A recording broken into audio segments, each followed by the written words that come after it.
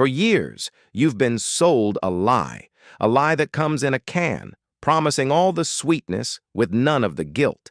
We've been told it's the smart choice, the healthy swap that helps you dodge the risks of regular soda. But what if that's a dangerous myth? What if shocking studies hiding in plain sight show that your favorite diet drink might be secretly linked to the very diseases you're trying to avoid? Today, we're uncovering why that so-called guilt-free choice deserves a serious second look. The whole promise of diet soda is simple, right? Avoid the sugar, avoid the calories, and therefore, avoid the health problems. But what if that's not the whole story?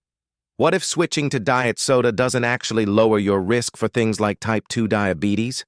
Let's talk about a massive, long-term study called the Multi-Ethnic Study of Atherosclerosis, or MISA for short.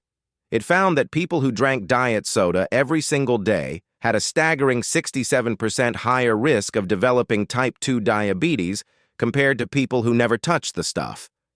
Now, to be clear, this shows a powerful association, not a direct cause and effect.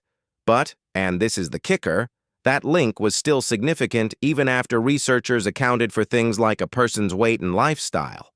That tells us something more is going on here, and it's not the only one. Another landmark 14-year study of over 36,000 people found that just one artificially sweetened soda a day was linked to a 38% higher risk of developing type 2 diabetes. This really challenges the whole idea of diet soda being a safe bet. So what on earth could be happening inside your body? And the next myth is that since there's no sugar, there's no problem. But your body might not be so easily fooled. Artificial sweeteners are incredibly potent.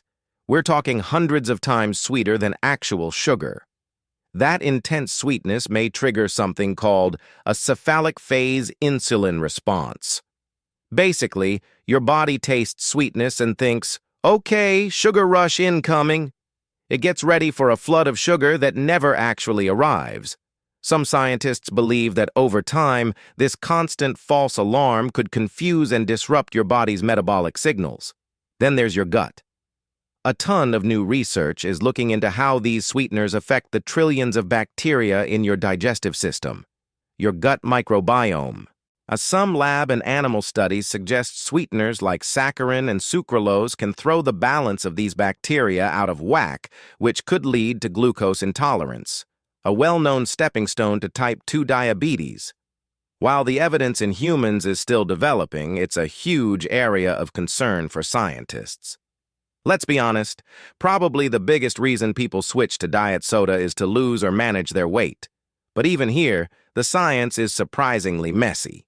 In theory, swapping a sugary drink for a zero-calorie one should help you lose weight. But weirdly enough, several large studies have found a puzzling link between drinking diet soda regularly and having a larger waist circumference. What gives? One idea is something called behavioral compensation. It's that little voice in your head that says, I had a diet soda, so I can definitely afford to have this slice of cake. This can trick you into eating more calories from other foods, completely canceling out the benefit. Another theory is that the intense sweetness of diet drinks might actually fire up your cravings for other sugary foods. On top of that, some studies have linked daily diet soda drinking to a higher risk of metabolic syndrome. That's a nasty cluster of conditions, including high blood pressure, high blood sugar, and extra belly fat. All of those are major risk factors for even more serious diseases. So the very drink you thought was your health ally might be linked to the exact problems you were trying to solve. The good news? Taking back control is simple, and it's not about deprivation. It's about making better choices. Instead of cracking open a diet soda, I try sparkling water with a squeeze of lemon or a few muddled berries. You get that fizz you crave without any of the artificial stuff. Unsweetened iced tea and green tea are also fantastic antioxidant-packed options. And never underestimate the power of plain old water. Maybe add some mint or cucumber if you want to make it fancy. The goal isn't perfection. It's about being informed. So, what's your story?